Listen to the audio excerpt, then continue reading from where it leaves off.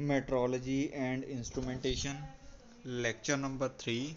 In this lecture, we discuss the different further classification of errors.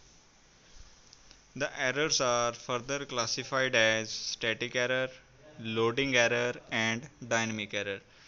The static errors are the errors when the instrument is at rest, but when we are using the instrument or the instrument is in process, the error will come that covers under the dynamic error.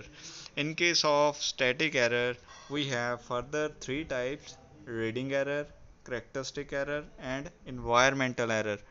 First is reading error. In case of reading error, we have further two types. First is parallax error and second is interpolation error. In case of parallax error, we have the eye of observer, the pointer and the dial are in one single line of action. Let's see this figure. The eye of observer, the pointer of dial and the dial is in single line of action. Then if there is any change in line of action of observer, then this type of error will observe. ਜਿਵੇਂ ਕਿ ਆਪਾਂ ਦੇਖ ਸਕਦੇ ਹਾਂ observer ਦੀ ਅੱਖ third point ਤੇ observer ਦੀ ਅੱਖ pointer ਤੇ ਡਾਇਲ ਇੱਕ ਲਾਈਨ 'ਚ ਹੋਣਗੇ ਤਾਂ ਐਰਰ ਨਹੀਂ ਆਊਗਾ, ਬਟ ਜੇ observer ਰਾਈਟ ਜਾਂ ਲੈਫਟ ਤੋਂ observe ਕਰੂਗਾ ਤਾਂ ਇਸ ਟਾਈਪ ਦੇ ਐਰਰ ਦੇ ਆਉਣ ਦੇ ਚਾਂਸ ਹੁੰਦੇ ਆ। Second is interpolation error.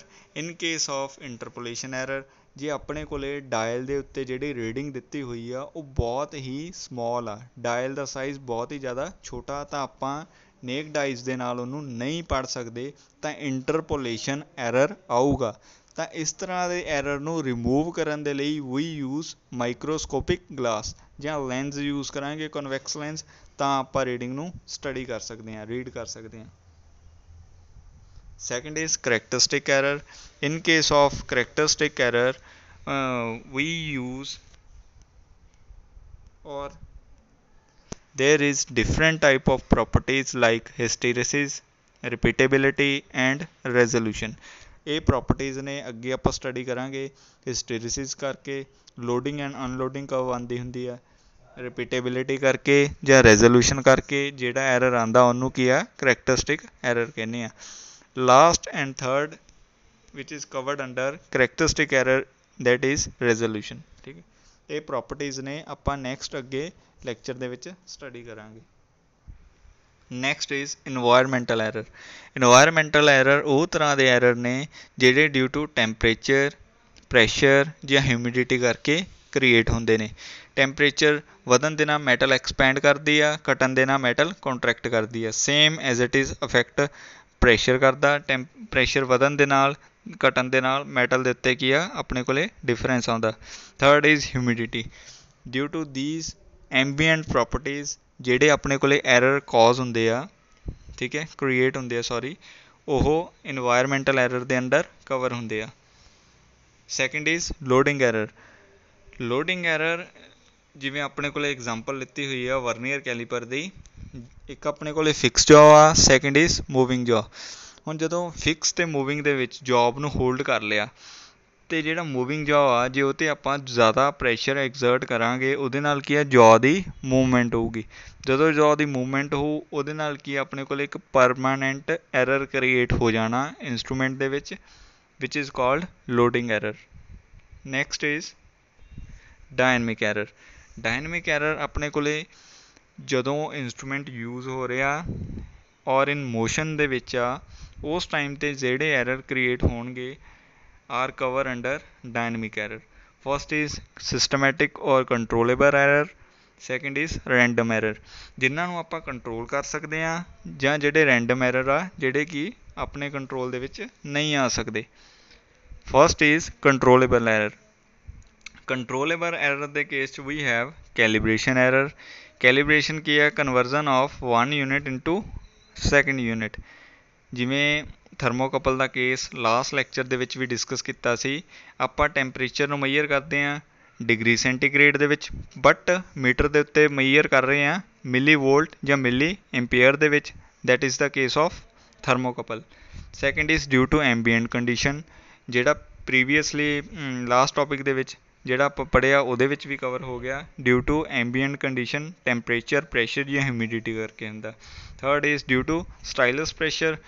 ਸਟਾਈਲਰ pressure ਦੇ ਕੇਸ ਦੇ ਵਿੱਚ ਆਪਣੇ ਕੋਲੇ ਡਾਇਲ ਇੰਡੀਕੇਟਰ ਦਾ ਕੇਸ ਆ, ਜਿਹਦੇ ਵਿੱਚ ਪਲੰਜਰ ਦੀ ਜਦੋਂ ਮੂਵਮੈਂਟ ਹੁੰਦੀ ਆ, ਜੇ ਆਪਾਂ ਪਲੰਜਰ ਦੇ ਉੱਤੇ ਐਕਸੈਸਿਵ ਪ੍ਰੈਸ਼ਰ ਲਗਾਵਾਂਗੇ ਉਸ ਟਾਈਮ ਜਿਹੜਾ ਐਰਰ ਆਊਗਾ that is cover under stylus pressure. ਦੇਖੋ ਆਪਣੇ ਕੋਲੇ ਗੇਜ ਆ, ਡਾਇਲ ਗੇਜ, ਜਿਹਦਾ ਕੀ ਆ ਪਲੰਜਰ ਐਰੋ ਦੇ ਨਾਲ ਸ਼ੋਅ ਕੀਤਾ ਹੋਇਆ। ਆਪਾਂ ਪਲੰਜਰ ਨੂੰ ਆਪਾਂ ਸਟਾਈਲਸ ਵੀ ਕਹਿੰਦੇ ਹਾਂ। ਆਪਣੇ ਕੋਲ ਵਰਕ ਪੀਸ ਆ, ਵਰਕ ਪੀਸ ਦੇ ਉੱਤੇ ਜੇ ਪਲੰਜਰ ਦੇ ਨਾਲ ਸਟਾਈਲਸ ਦੇ ਨਾਲ ਐਕਸੈਸਿਵ ਪ੍ਰੈਸ਼ਰ ਲਾਵਾਂਗੇ ਉਹਦੇ ਨਾਲ ਕੀ ਆ ਸਟਾਈਲਸ ਕੰਪਰੈਸ ਹੋ ਜਾਊਗਾ। ਜਦੋਂ ਸਟਾਈਲਸ ਕੰਪਰੈਸ ਹੋ ਗਿਆ ਤਾਂ ਇੰਸਟਰੂਮੈਂਟ ਦੇ ਵਿੱਚ ਇੱਕ ਪਰਮਾਨੈਂਟ ਐਰਰ ਕ੍ਰੀਏਟ ਹੋ ਗਿਆ which is due to stylus pressure. Last is avoidable error. Avoidable error ਕਿਸ ਕਰਕੇ ਹੁੰਦਾ? Due to improper positioning of work piece in between the instrument. Instrument ਦੇ ਵਿੱਚ ਇੰਪਰੋਪਰਲੀ ਜੇ ਆਪਾਂ ਵਰਕ ਪੀਸ ਨੂੰ ਹੋਲਡ ਕਰਾਂਗੇ that cover under avoidable error. And the last is random error. Random error ਦੇ ਕੇਸ 'ਚ ਆਪਣੇ ਕੋਲੇ ਉਸ ਤਰ੍ਹਾਂ ਦੇ ਪੈਰਾਮੀਟਰਸ ਆ ਜਾਂਦੇ ਆ ਜਿਨ੍ਹਾਂ ਨੂੰ ਕੀ ਆਪਾਂ ਈਜ਼ੀਲੀ ਕੰਟਰੋਲ ਨਹੀਂ ਕਰ ਸਕਦੇ, ਜਿਵੇਂ ਕਿ ਫ੍ਰਿਕਸ਼ਨ ਹੋ ਗਈ, ਜਦੋਂ ਵਰਨੀਅਰ ਦੇ ਜੌਜ਼ ਮੂਵ ਕਰਨਗੇ ਫ੍ਰਿਕਸ਼ਨ ਹੋਊਗੀ। Second is due to backlash. Backlash ਕੀ ਆ? ਉਹਨਾਂ ਦੇ ਕੰਪੋਨੈਂਟਸ ਦੀ ਆਪਸ 'ਚ play due to or after long use. ਜਦੋਂ ਲੰਬੇ ਟਾਈਮ ਦੇ ਲਈ ਇੰਸਟਰੂਮੈਂਟ ਨੂੰ ਯੂਜ਼ ਕਰ ਲਾਂਗੇ ਉਸ ਤੋਂ ਬਾਅਦ ਜਿਹੜਾ ਉਹਦੇ ਵਿੱਚ ਕੰਪੋਨੈਂਟ ਦੇ ਵਿੱਚ ਪਲੇ ਆ ਜੂਗੀ that is due to its long use, ਉਹਨੂੰ ਆਪਾਂ ਬੈਕਲੈਸ਼ ਕਹਿੰਦੇ ਹਾਂ। Third is due to unknown reason, ਜਿਹਦਾ ਕਿ ਆਪਾਂ ਰੀਜ਼ਨ ਫਾਈਂਡ ਆਊਟ ਨਹੀਂ ਕਰ ਸਕਦੇ। ਅਤੇ ਹੁਣ ਜਿਹੜੇ ਰੈਂਡਮ ਐਰਰ ਨੇ ਇਹਨਾਂ ਨੂੰ ਰਿਮੂਵ ਕਰਨ ਦੇ ਲਈ ਵੀ ਟੇਕ ਅਰਿਥਮੈਟਿਕ ਮੀਨ। ਆਪਾਂ ਕੋਈ ਵੀ ਕੰਪੋਨੈਂਟ ਆ ਉਹਨੂੰ ਮੇਜ਼ਰ ਕਰਕੇ ਉਹਦੇ ਵਿੱਚ ਰੈਂਡਮ ਐਰਰ ਨਾ ਆਵੇ ਉਹਨੂੰ ਨੰਬਰ ਆਫ ਟਾਈਮ ਮੇਜ਼ਰ ਕਰਾਂਗੇ। ਮੇਜ਼ਰ ਕਰਨ ਤੋਂ ਬਾਅਦ ਕੀ ਆ ਐਵਰੇਜ ਲਿੱਤੀ ਜਾਊਗੀ ਅਤੇ ਉਸ ਐਵਰੇਜ ਦੇ ਨਾਲ ਕੀ ਆਪਾਂ ਰੈਂਡਮ ਐਰਰ ਨੂੰ ਰਿਮੂਵ ਕਰ ਸਕਦੇ ਹਾਂ ਜਾਂ ਇਹਦੀ ਇਫੈਕਟ ਨੂੰ ਕੀ ਆਪਾਂ ਮਾਈਨਿਊਟ ਕਰ ਸਕਦੇ ਹਾਂ। ਠੀਕ ਹੈ, ਦਿਸ all is the different types of error. Thank you.